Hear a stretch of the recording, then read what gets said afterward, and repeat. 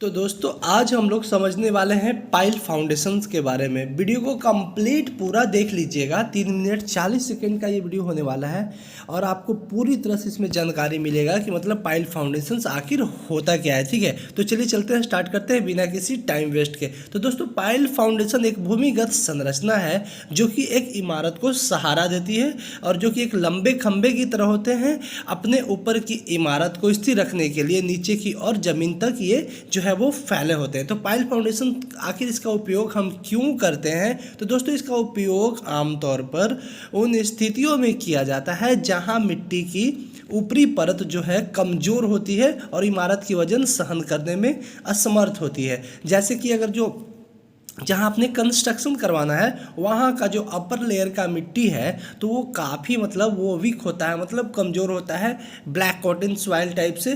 तो उस टाइप से अगर मिट्टी है तो उस जगह पे डायरेक्ट इमारत नहीं खड़ा करके उसके अंदर से उस फाउंडेशन पाइल फाउंडेशन को प्रोवाइड किया जाता है। ठीक है, ताकि जो हमारा स्ट्रक्चर है वो पूरी तरह से सेफ रहे और आपका जो वो लोड है पूरी तरह से बरकरार रहे। तो वहाँ पे आमतौर पर पाइल का फाउंडेशन किया जाता है। ठीक है, तो पाइल फाउंडेशन को आखिर इसे बनाते कैसे हैं ये चीज़ को हम समझ लेते हैं। ठीक है, तो मिट्टी खोदने वाली एक मशीन होता है जैसे ट्राइपॉड टाइप से, या फिर एक मशीन भी डायरेक्ट आता है जिसमें ट्रैक्टर वगैरह में फिट होता है।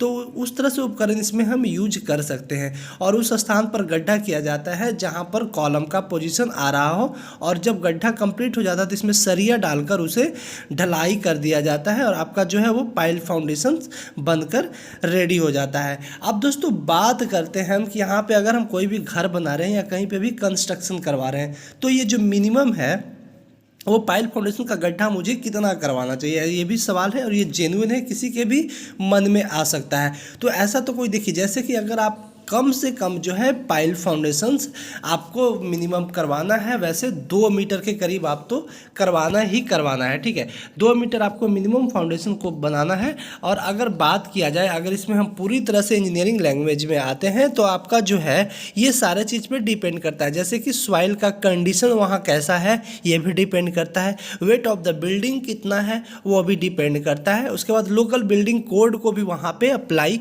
किया जाता है। जैसे कि आपको सारा चीज़ को देखते हुए कि अगर आपका जो है घर बन रहा है G+5 का कोई घर बन रहा है, ग्राउंड प्लस 5 तल्ला कोई आपका घर बन रहा है, तो उस कंडीशन में वहाँ पे हम देखेंगे कि वहाँ पे सॉइल का कंडीशन कैसा है और टोटल बिल्डिंग का जो है आपका वेट कितना आ रहा है, लोड कितना आ रहा है, उसके हिसाब से हम जो है डेप्थ को सेट ये करते हैं, कंफर्म करते हैं कि इतना डेप्थ हमें पाइल को करना है, कितना डाया से हमें पाइल को करना है। ये सब सारे इंजीनियर आपको मेंशन किए हुए रहते हैं और उसी हिसाब से आपको करना है। और वैसे मिनिमम की बात करते हैं, जैसे 1 तल्ला आप घर बना रहे हैं या फिर 2 तल्ला घर बना रहे हैं तो आपको उसमें जो है पाइल आपको मिनिमम जो है स्टैंडर्ड वो 2 मीटर आपको कंसीडर करके चलना है। ठीक है, उससे कम नहीं होना चाहिए। तो ये आपका थंब रूल था। तो मैं उम्मीद करता हूँ कि आपको पाइल से रिलेटेड जितनी क्यूरी थी आज आपको क्लियर हो गई होगी। और अगर क्लियर नहीं हुई तो आप हमें कमेंट सेक्शन में कमेंट करके पूछ सकते हैं, मैं सारे कमेंट का उत्तर देता हूं। ठीक है,